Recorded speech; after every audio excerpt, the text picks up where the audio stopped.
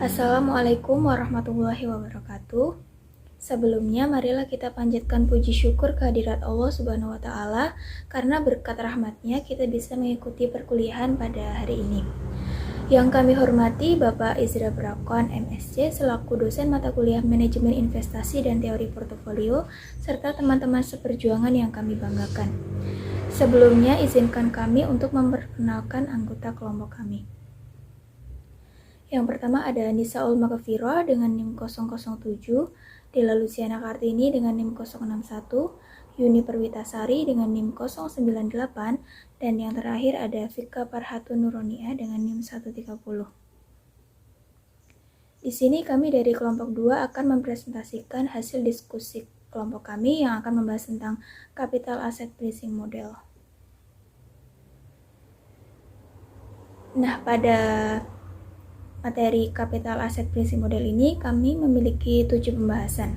Yang pertama ada asumsi-asumsi, yang kedua equilibrium pasar modal, kemudian yang ketiga portofolio pasar, yang keempat garis pasar modal, yang kelima garis pasar sekuritas, yang keenam penjabaran model Capital Asset Pricing Model, yang ketujuh pengujian empiris terhadap Capital Asset Pricing Model.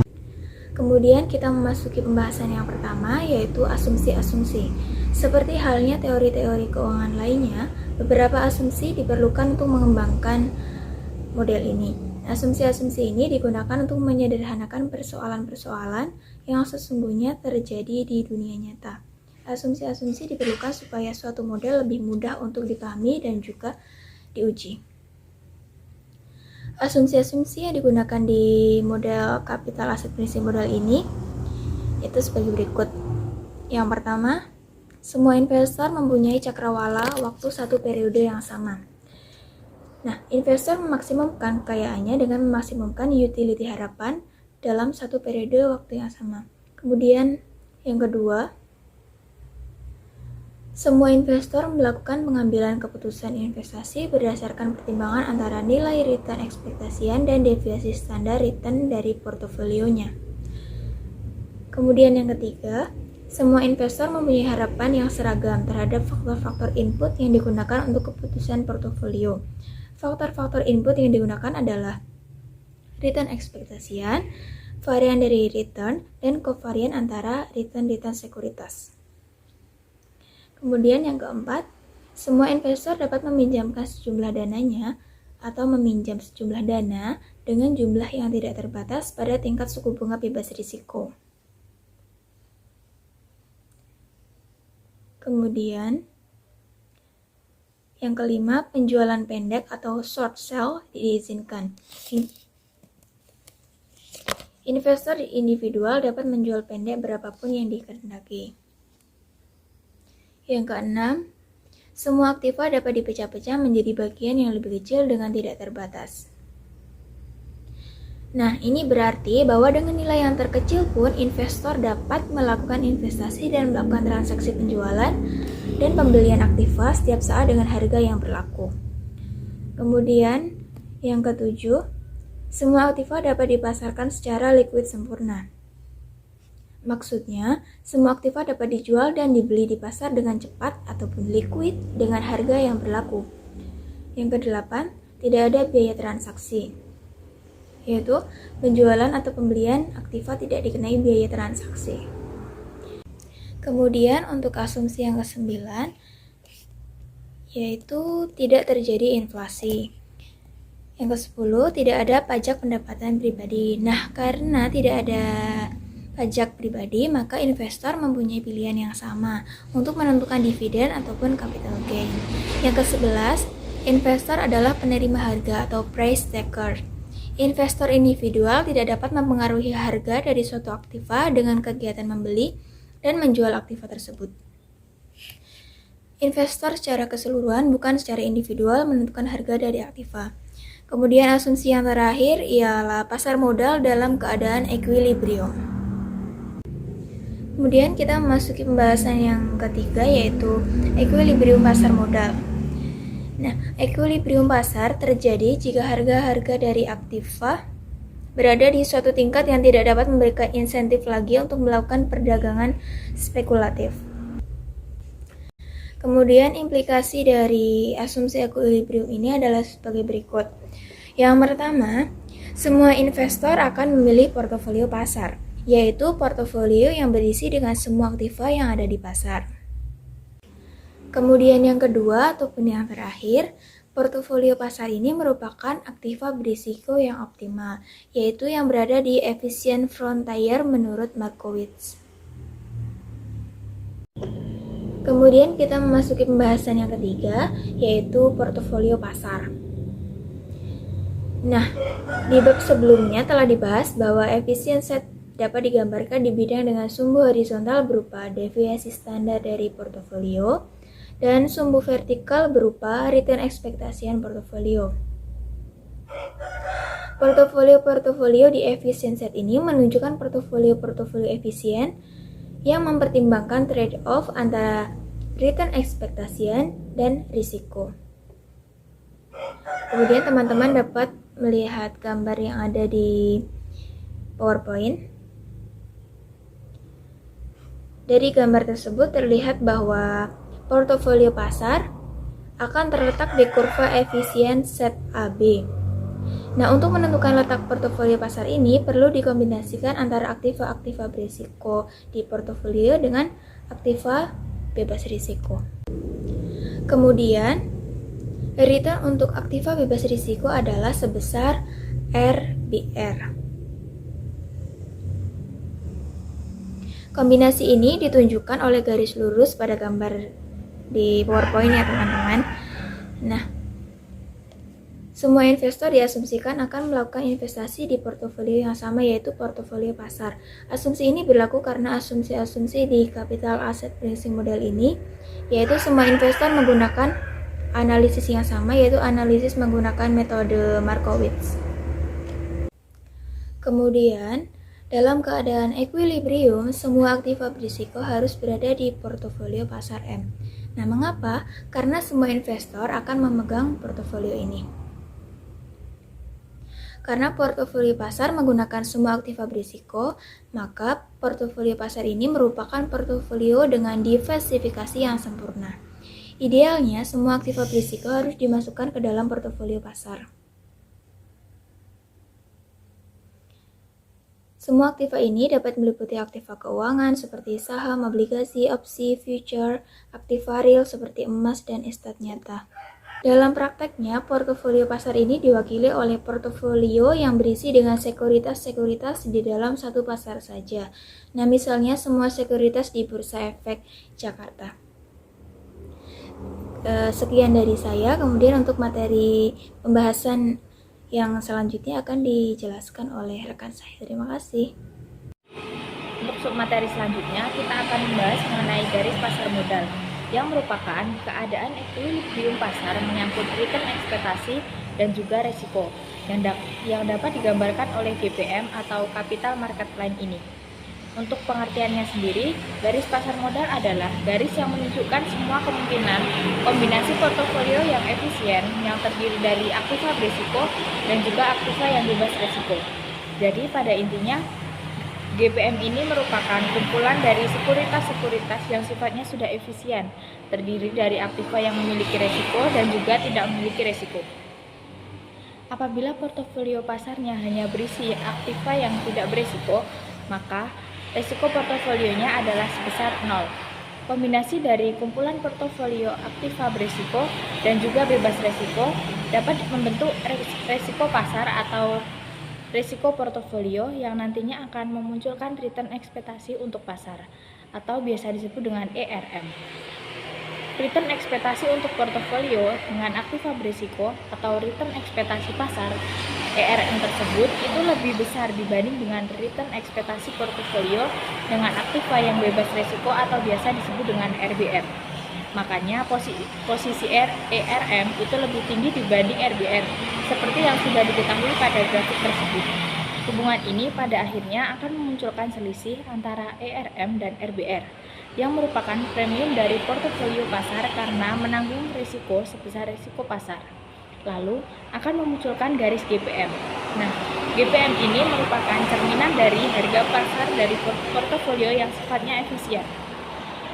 Slope atau kemiringan dari GPM yang merupakan harga pasar dari risiko dapat dirumuskan dengan ERM dikurangi RBR dibagi dengan risiko portofolio. Langsung saja ke contoh soalnya. Return ekspektasi portofolio pasar atau ERM yaitu sebesar 20% dengan deviasi standar atau risiko portofolio sebesar 5%. Return aktivasi bebas risiko atau RBR sebesar 12%.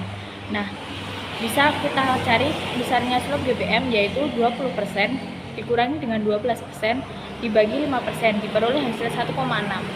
Artinya, setiap tambahan 1 unit resiko, maka return akan bertambah sebesar 1,6 unit. Atau setiap ada tambahan return 1,6 unit, maka resikonya bertambah 1 unit. Tambahan return ekspektasi suatu portofolio yaitu sebesar slope GPM dikali resiko portofolio. Maka untuk mengestimasi 1 unit. Tambahan return ekspektasi suatu portofolio yaitu sebesar slope GPM dikali resiko portofolio.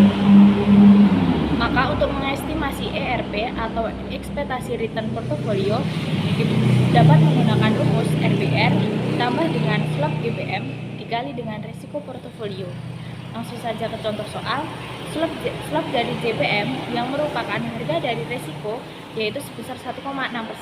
Seperti yang sudah dihitung tadi. Return aktiva bebas resiko sebesar 12%. Portofolio efisien lainnya mempunyai risiko atau deviasi standar sebesar 10%. Besarnya return ekspektasi untuk portofolio ini yaitu sebesar ERP sama dengan RBR ditambah slope GPM dikali dengan risiko portofolio. 12% ditambah 1,6 dikali dengan 10% diperoleh hasil 0,28 yaitu setara dengan 28%. Nah, ada beberapa hal yang harus diperhatikan dari GPM. Yang pertama, GPM hanya terdiri dari portofolio yang efisien berisi dengan aktiva bebas risiko, portofolio pasar, atau portofolio kombinasi dari keduanya. Yang kedua, slope GPM harus bernilai positif. Untuk return historis mungkin mempunyai slope yang negatif. Hal ini menunjukkan bahwa return aktual berbeda dengan return. Untuk materi selanjutnya yaitu garis pasar sekuritas atau sekuritas marketplace. Nah, SML ini digunakan untuk menggambarkan hubungan ekspektasi return dan risiko bagi portofolio yang tidak efisien maupun sekuritas individual.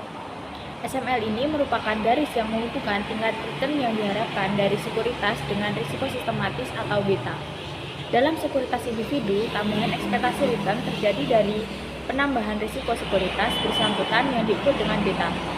Return yang diharapkan dari suatu sekuritas dapat diperkirakan menggunakan rumus ERI sama dengan RBR ditambah dengan beta I dikali ERM dikurangi dengan RBR.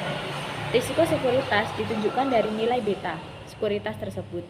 Beta menentukan besaran return ekspektasi untuk sekuritas individual dengan argumentasi bahwa risiko tidak sistematis cenderung hilang dan risiko yang relevan hanyalah risiko sistematik yang diukur dengan beta. Risiko tidak sistematik dapat dihilangkan dengan melakukan portofolio efisien, sedangkan risiko sistematik tidak dapat dihilangkan dengan portofolio. Risiko sistematik merupakan risiko fundamental yang melekat pada sekuritas tersebut yang membedakan risiko satu sekuritas dengan sekuritas lain. Beta untuk portofolio pasar yaitu bernilai 1. Suatu sekuritas yang memiliki nilai beta kurang dari 1 dikatakan memiliki risiko yang lebih rendah dibanding dengan risiko pasar. Sebaliknya, untuk beta yang lebih dari 1, sekuritas tersebut memiliki risiko sistematik yang lebih besar daripada risiko pasar. Keberadaan risiko suatu sekuritas dibanding dengan risiko pasar tertuang dalam grafik berikut ini. Materi selanjutnya yaitu penjabaran capital asset pricing model. Risiko portofolio yang tadi diatur dengan standar deviasi sesuai dengan model Markowitz dengan N varian return dan N dikali N-1 covariant return. Maka, risiko portofolio pasar dapat disederhanakan menjadi sigma M sama dengan sigma N I sama dengan 1 dikali WI dikali sigma I, M. Dipangkatkan setengah. Atau di sini bisa menghasilkan kovarian antara proporsi dikali risiko pasarnya, kemudian dipangkatkan 1/2. Maka di sini sama dengan W1 dikali kovarian dari sigma 1 dan pasar, kemudian ditambah W2 dikali kovarian di sekuritas kedua pasar, ditambah begitu seterusnya hingga proporsi N dikali kovarian dari N dengan pasar, kemudian diakar atau dipangkatkan 1/2. Di mana sigma M ini adalah akar dari kontribusi sekuritas ke I untuk risiko portofolio, ditambah kontribusi sekuritas kedua untuk risiko portofolio, ditambah sampai dengan seterusnya hingga kontribusi sekuritas ke N untuk risiko portofolio. Untuk sekuritas ke I, kontribusi risiko sekuritas ini terhadap risiko portofolio pasar adalah kontribusi risiko sekuritas ke I terhadap risiko portofolio, yaitu sigma I, M per sigma M. Sigma I, M atau kovarian antara sekuritas I dan M dibagi dengan risiko M. Return ekspektasian untuk sekuritas individual ke I adalah ERI sama dengan RBR. RBR di sini itu adalah return aset bebas risiko, ditambah ERM. ERM itu return ekspektasian dari pasar, dikurangi RBR. RBR itu return aset bebas risiko dikali sigma IM, yaitu kovarian sekuritas I dan M, dibagi sigma M, yaitu resiko pasar, dan dikali sigma P. Persamaan ini adalah untuk return ekspektasian portofolio. Untuk return sebuah sekuritas tunggal, maka sigma P perlu disubstitusikan dengan risiko sekuritas individual. Dengan mensubstitusikan sigma P dengan kontribusi risiko sekuritas individual terhadap risiko portofolio pasar, maka return ekspektasian untuk sekuritas individual ke I adalah ERI sama dengan RBR ditambah ERM ditambah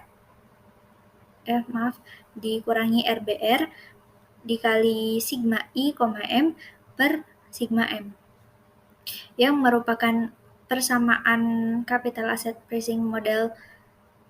Dengan demikian, beta I dapat diartikan sebagai kovarian return sekuritas ke I dengan return portofolio pasar dibagi dengan varian return portofolio pasar sebagai berikut. Beta I sama dengan sigma I, M per sigma pangkat 2 M. Materi selanjutnya ada cara lain penjabaran kapital aset pricing model. Risiko portofolio pasar yang diukur dari deviasi standarnya dapat juga dinyatakan sebagai berikut. Sigma M sama dengan sigma N I sama dengan 1, sigma N J sama dengan 1, WI dikali WJ dikali sigma IJ dipangkatkan 1/2 atau setengah. Karena investor diasumsikan memegang portofolio pasar, maka kontribusi risiko sebuah sekuritas terhadap kontribusi total risiko portofolio dapat dianggap sebagai perubahan dari risiko portofolio akibat perubahan proporsi sekuritas tersebut. Perubahan risiko portofolio pasar akibat proporsi atau suatu sekuritas dapat dihitung dari turunan pertama total risiko portofolio pasar terhadap proporsi sekuritas ke I sebagai berikut. D sigma M per D WI sama dengan D sigma N I sama dengan 1, sigma N J sama dengan 1, WI dikali WJ dikali sigma IJ dipangkatkan 1/2 per D WI sama dengan setengah atau 1/2 dalam kurung 2 dikali N sigma J sama dengan 1 dikali WI dikali sigma IJ per sigma N I sama dengan 1, sigma N, J sama dengan 1, WI dikali WJ dikali sigma IJ dipangkatkan setengah. Sama dengan sigma N, J sama dengan 1, WI dikali sigma IJ per sigma M sama dengan sigma I, M per sigma M. Dengan menggunakan kembali persamaan garis pasar modal sebagai berikut. ERP sama dengan RBR ditambah ERM dikurangi RBR per sigma M dikali sigma P. Persamaan ini adalah untuk return ekspektasian portofolio. Untuk return sebuah sekuritas tunggal, maka sigma P perlu disubstitusikan dengan risiko sekuritas individual. Dengan mensubstitusikan sigma P dengan kontribusi risiko sekuritas individual terhadap risiko portofolio pasar, sigma I, M per sigma M, maka return ekspektasian untuk sekuritas individual ke I adalah ERI sama dengan RBR ditambah ERM dikurangi RBR per sigma M sigma I, M per sigma M. Atau ERI sama dengan RBR ditambah beta I dikali ERM dikurangi RBR. Rumus di Baik, memasuki materi selanjutnya yakni mengenai pengujian empiris terhadap CAPM. Dapat dilihat dari model CAPM sebelumnya yang telah dijelaskan oleh rekan-rekan saya, yakni ERI sama dengan RBR ditambah beta I dikali ERM dikurang RBR. Model CAPM yang telah dibahas sebelumnya itu merupakan model CAPM untuk return ekspektasian. Model ini tidak dapat diuji karena ekspektasi adalah nilai yang belum terjadi atau belum diobservasi. Maka dari itu, supaya model CAPM ini bisa diuji, maka dirubah menjadi model ex post. Model ex post yang dimana itu rumusnya yakni RIT sama dengan RBRT ditambah beta I dikali RMT dikurang RBRT ditambah EIT, yang dimana expose ini adalah nilai-nilai ekspektasian yang telah dirubah menjadi nilai-nilai realisasi, yakni ERI dan ERM berturut-turut menjadi. Perbedaan penting mengenai model ekspektasi dan model expose itu yakni model ekspektasi atau model CAPM yang telah dibahas sebelumnya itu merupakan model teoritis, namun model expose ini merupakan model empiris, yang dimana teoritis itu GPS atau slope dari GPS garis pasar sekuritas itu harus menilai positif karena secara teoritis hubungan antara risiko dan return expectation adalah positif, dan hubungan ini diwakili oleh slope ini. Namun dengan model expose atau model empiris ini, garis pasar modal harus menilai 0 atau negatif. Terus agar CAPM dapat diuji secara empiris, maka akan berubah rumus menjadi RIT sama dengan delta 0 ditambah delta 1 dikali beta I ditambah EIT, yang dimana RIT yang ada di dalam PPT itu sama dengan RIT dikurang RBRT. Kesimpulannya yakni secara umum hasil pengujian model CAPM ini secara empiris itu yakni yang pertama nilai dari intercept yaitu delta pada periode pertama secara statistik dan signifikan berbeda lebih besar dari 0. Terus yang kedua, koefisien dari beta yaitu delta pada periode pertama bernilai lebih kecil dari perbedaan return portofolio pasar dikurangi dengan tingkat return bebas resiko. Terus yang ketiga itu, walaupun delta pada periode pertama lebih kecil dari RMRT dikurang RBRT, itu nilai koefisiennya adalah positif atau delta 1 atau delta pada periode pertama yakni lebih besar dari 0. Alasannya itu karena untuk observasi yang melibatkan waktu yang lama. Return dari portofolio pasar yang lebih beresiko harus lebih besar dari tingkat return aktivitas bebas resiko. Untuk yang keempat, yakni hasil yang diperoleh menunjukkan hubungan yang linear sesuai dengan model CAPM itu. Terus yang kelima, dengan memasukkan faktor-faktor lain selain beta di model CAPM, ternyata faktor-faktor lain juga dapat menjelaskan porsi dan return sekuritas yang tidak dapat ditangkap oleh beta. Atau penjelasan selengkapnya bisa dilihat pada buku paket halaman 598. Sekian penjelasan dari kelompok kami. Kurang lebihnya mohon maaf. Wassalamualaikum.